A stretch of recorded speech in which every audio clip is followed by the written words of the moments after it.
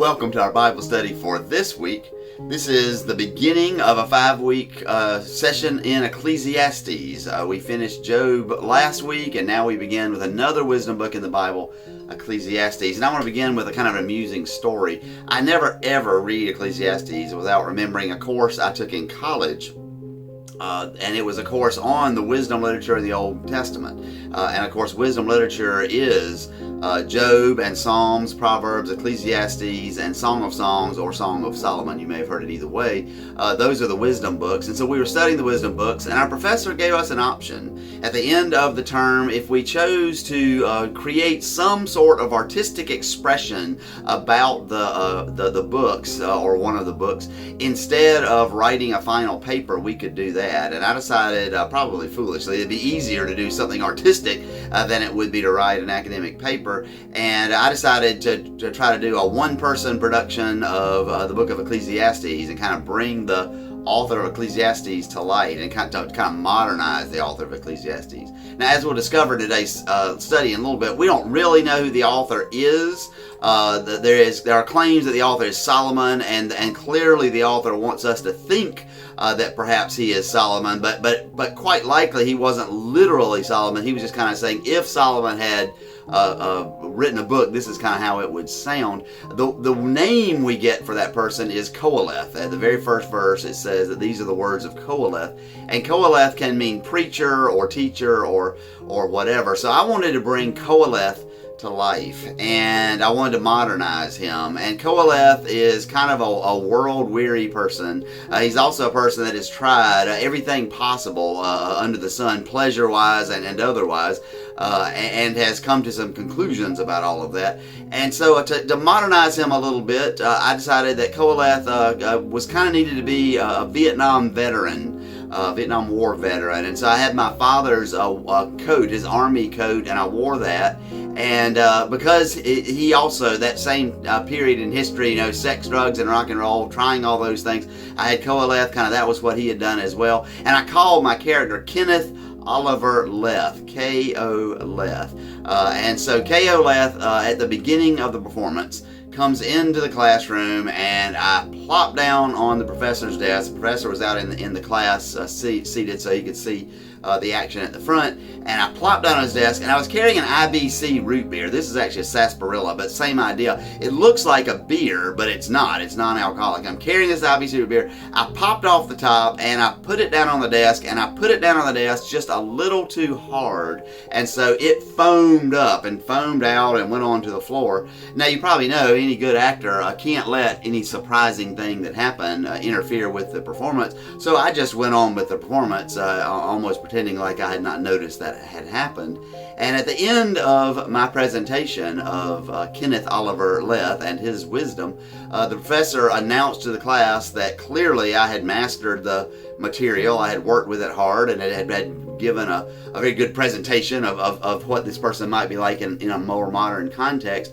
And he said that I'd be receiving an A, which is great for me. But then he also said, but I also have to confess that I've been worried the whole time about something else. And so he asked me, what's in that bottle?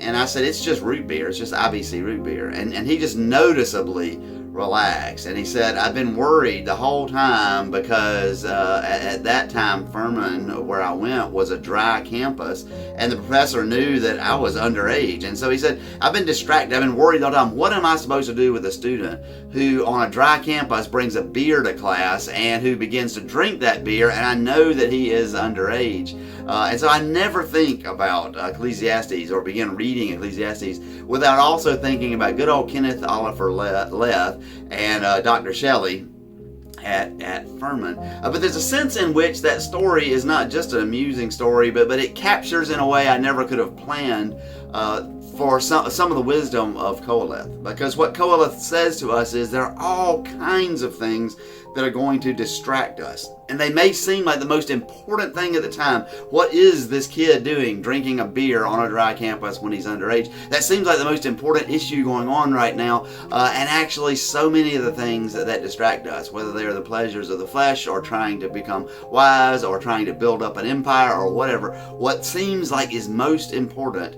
and is distracting us, distracts us from those things that are truly most important. So what I'm going to do today is we will study the first chapter of Ecclesiastes as an introduction to the book. I want you to know that the sermon for this week is on the second chapter of Ecclesiastes, and the two kind of go hand in hand together, so I encourage you to listen to the sermon as well. But let's begin with the first chapter, and I want us to hear it and see it a little bit. So I found a good audio recording of it, and I kind of put it to a spinning globe because that is a lot of the themes in the first chapter. And so let us experience, if you will, Ecclesiastes chapter 1. The words of the preacher, the son of David, king in Jerusalem. Vanity of vanities, says the preacher. Vanity of vanities, all is vanity. What does man gain by all the toil at which he toils under the sun? A generation goes, and a generation comes, but the earth remains forever. The sun rises, and the sun goes down, and hastens to the place where it rises. The wind blows to the south, and goes around to the north. Around and around goes the wind, and on its circuits the wind returns. All streams run to the sea, but the sea is not full. To the place where the streams flow, there they flow again. All things are full of weariness. A man cannot utter it. The eye is not satisfied with seeing, nor the ear filled with hearing. What has been is what will be, and what has been done is what will be done. And there is nothing new under the sun. Is there a thing of which it is said, "See, this is new"? It has been already in the ages before us. There is no remembrance of former things, nor will there be any remembrance of later things yet to be among those who come after. I, the preacher, have been king over Israel in Jerusalem, and I applied my heart to seek and to search out by wisdom all that is done under heaven. It is an unhappy business that God has given to the children of man to be busy with. I have seen everything that is done under the sun, and behold, all is vanity and a striving after wind. What is crooked cannot be made straight, and what is lacking cannot be counted. I said in my heart, I have acquired great wisdom, surpassing all who were over Jerusalem before me. And my heart has had great experience of wisdom and knowledge. And I applied my heart to know wisdom, and to know madness and folly. I perceive that this also is but a striving after wind. For in much wisdom is much vexation, and he who increases knowledge increases sorrow.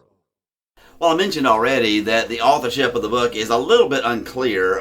Some people fiercely say it has to be Solomon. There's so many elements in there about Solomon. He says he was king over Israel. He says he was wise. He calls himself the son of David. And all of that is fine. It may well be Solomon, but there's some evidence that maybe it was written later after Solomon's life and just kind of written in that same vein, kind of the school of Solomon, or using this wise person as a I don't know if foil is quite the right word, but kind of as an instrument, an example of someone who is wise. The authorship really doesn't matter. What is fascinating really is that this book has remained in the Bible because it's a rather gloomy book. It doesn't mention God very much at all, and when it does mention God, it's usually God, kind of like God in Job is, really, as inscrutable and unknowable, and we don't understand. We're just mere humans, and we can't understand God. And so that's if this were the only book we had of the Bible, we wouldn't know that much about God from it. In some ways, this is much more of a human perspective, and yet it is a part of our canon, and we'll talk about that in a little bit as well. One of Coelho's favorite phrases is "under the sun." He uses it 27 times in the book, and it's not used anywhere else in the Old Testament. And so that may be a clue, because in a sense what he is saying is, I'm only going to be talking about what can be seen, kind of what can be seen in the light of day. It's almost like he is a scientist, and he is experimenting with wisdom, and the guinea pig or the test subject that he's using is himself. And so he goes through these experiences and whatnot and uses his life experiences to draw from them wisdom. But he's basically saying it's only the things that I can see or experience and can then reflect on. It has to be under the sun. It can't be things that are hidden or shaded or whatever. And so he will share with us time and again that money, sex, power, adventure, and knowledge are things that we're all going to seek in order to find meaning and purpose. And yet he finds that seeking them, at least if that is the sole thing we are after, is going to ultimately be meaningless. And of course we already heard that in the first chapter. As a matter of fact, the first chapter begins with vanity of vanities. All is vanity. And that Hebrew word vanity is the word for breath. And of course we know that the psalmist and others talk about human life being just like a breath. And it's gone. Our life is a breath or a vapor. And that, in a sense, is one of the messages of Ecclesiastes. Life is short. Ecclesiastes implies, and even more than implies, that life is precious.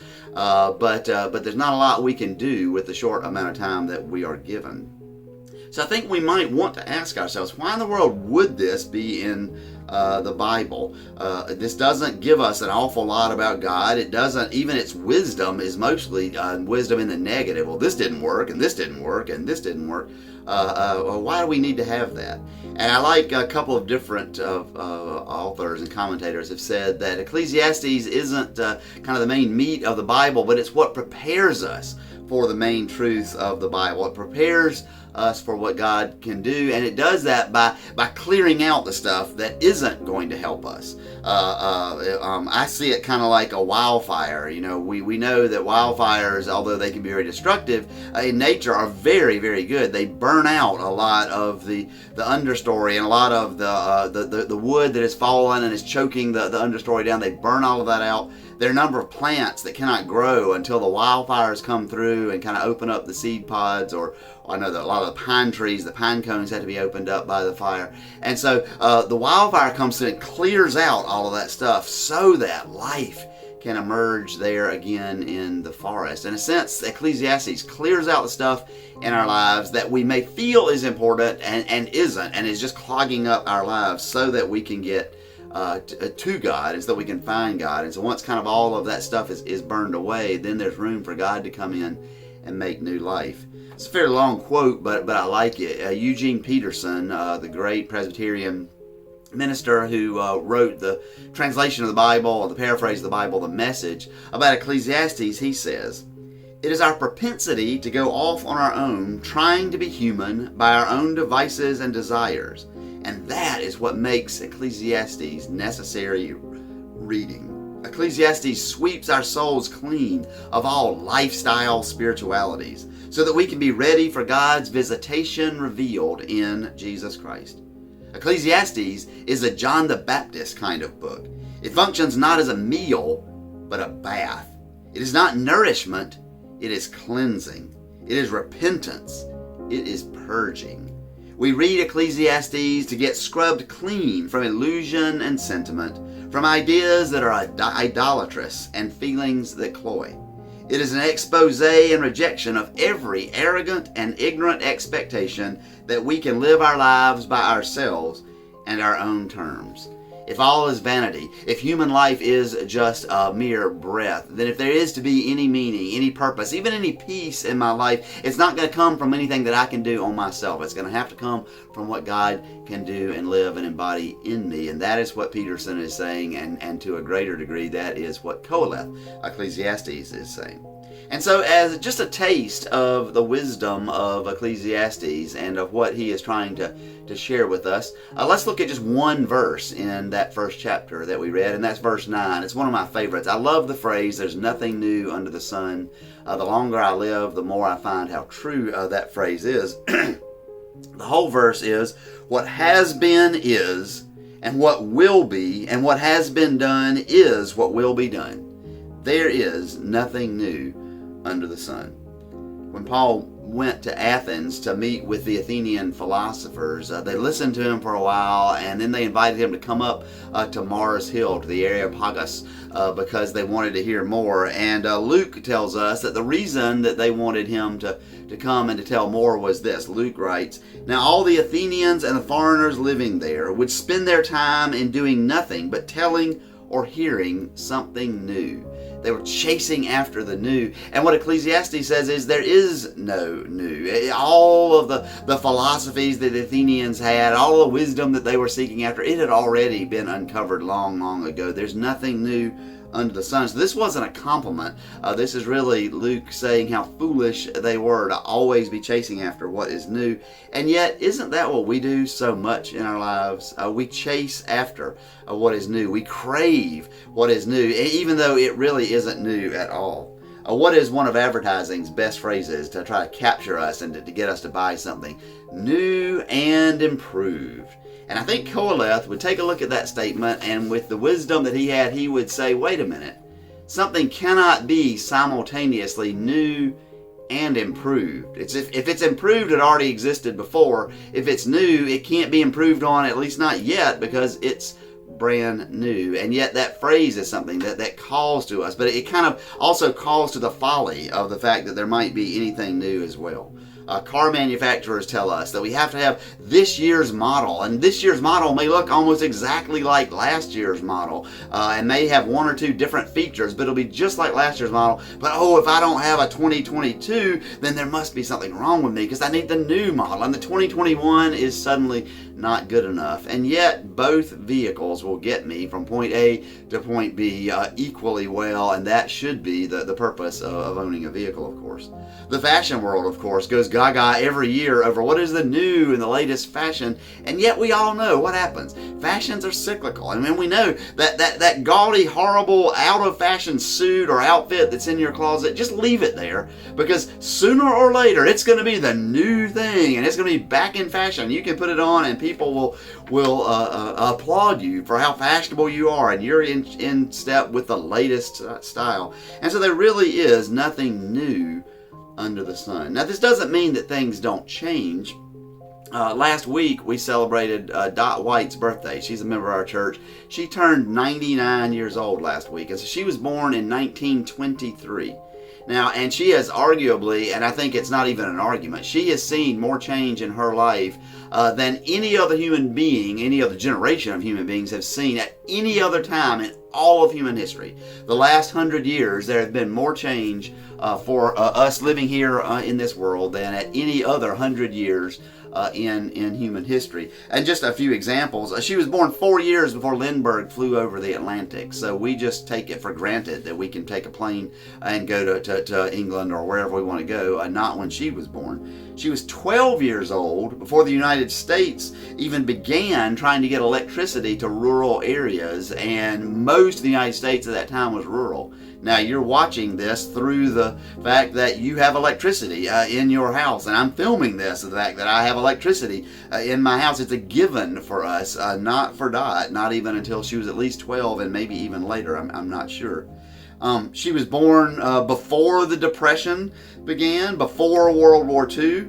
She went through the jet age and the atomic age and the rocket age, and now I guess we are in the computer age or the information age. All of those changes that the world has been through, she lived through.